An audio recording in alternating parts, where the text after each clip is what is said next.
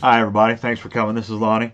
Today we're going to be talking about focusing on the WeCreat VISION. There are two separate kinds of ways to focus. There is the manual focus version, and there is the automatic focus version. And we're going to talk about the both of them, and when is one better to use than the other, and why one is better to use than the other.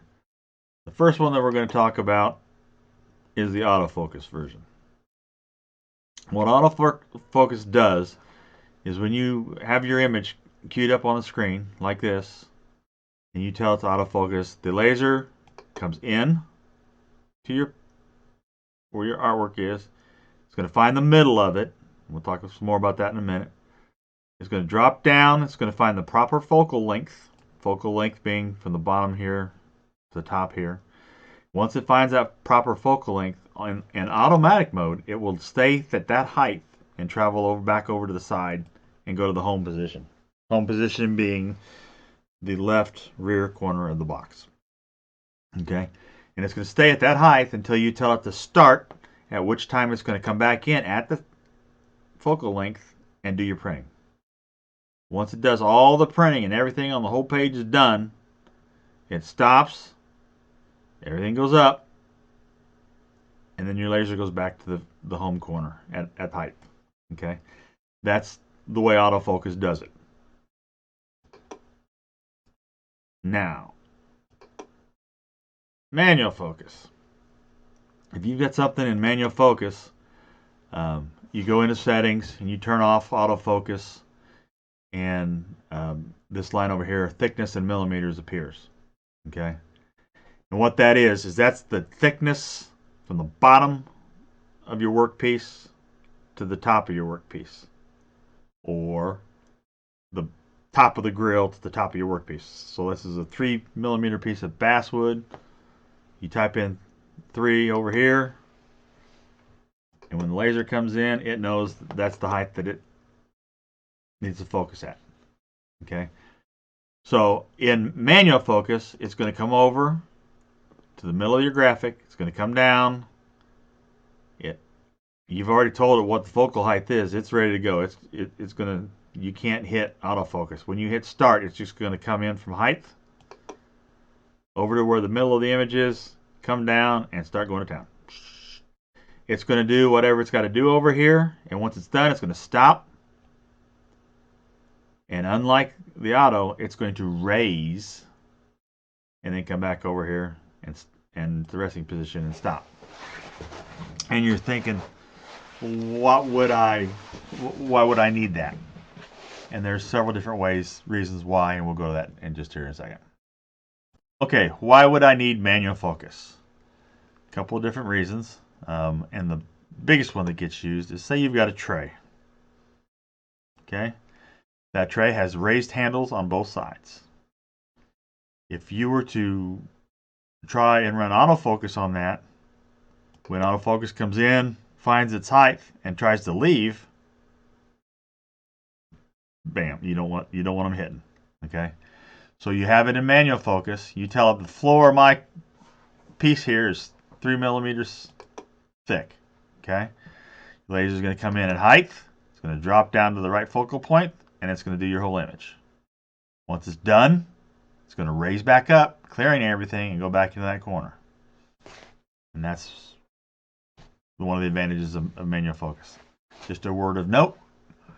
And on the program that video that I made, manual focus before, it has the parameters in there, but there has to be a buffer zone around the whole image.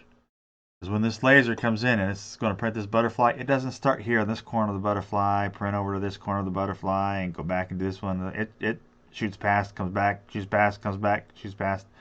So you don't want this head as it's printing like this bumping into your stuff. So mind the margins or parameters that you need to plug in there and keep those in mind. So you may not be able to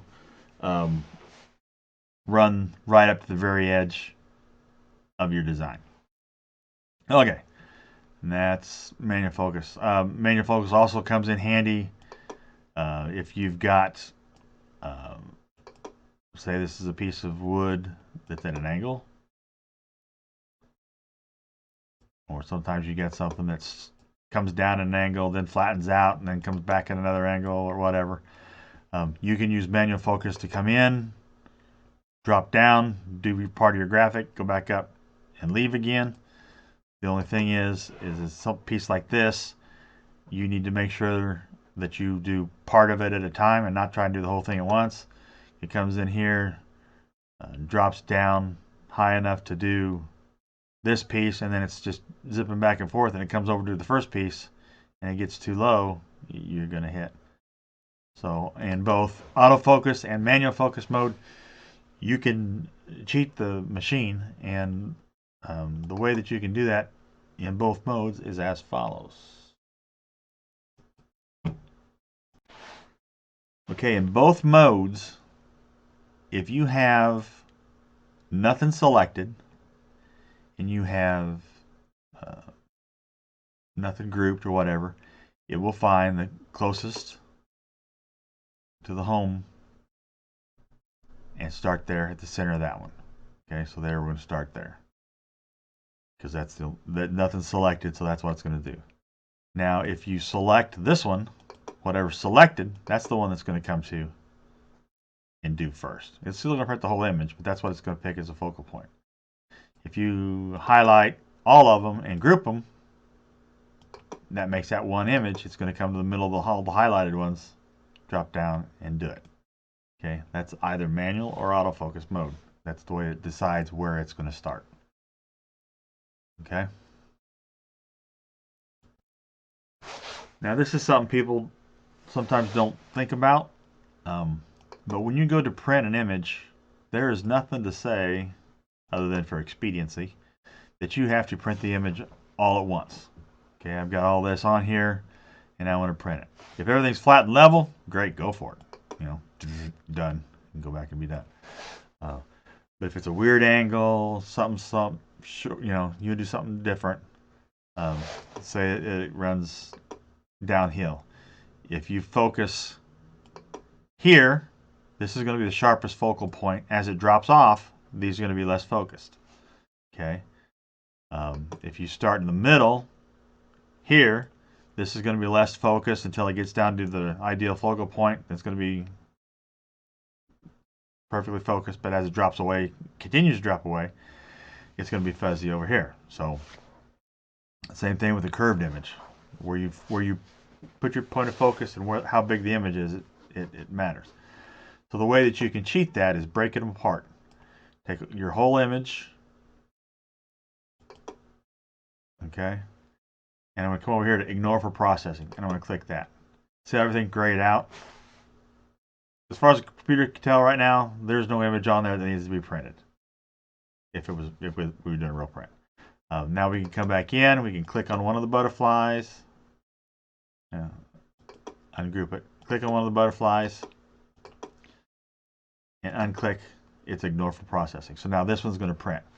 So what we can do is we can tell, okay, focus and print. If you do an auto, it'll do it. Come down, find your focal, print. And as long as from here to the edge is within tolerances, you can go away from it. But if it's in manual mode, it'll print this one. It'll be in perfect focus. Once it's done, it'll come up and go away. Now you can turn that one off. Come down here, do the next one. It'll come in. This one's going to be in perfect focus. And come back up and go away. Continue on till you get all of them done. Okay, so there's those. The only one that's not going to do that is if you do the word here. If you start on this end, the W is going to be in perfect focus. The E down at the end is not going to be in perfect focus. Or you start in the center with the C, and now the W and the E are not going to be in perfect focus. The way that you can get around that is you can break that word up. Duplicate it, and then delete first couple letters, delete the last couple letters, whatever. But we're breaking that word into two separate parts. We got COME as one word. We got WEL as another. So with one of them highlighted, you tell it to print. It'll come in. It'll print the WEL.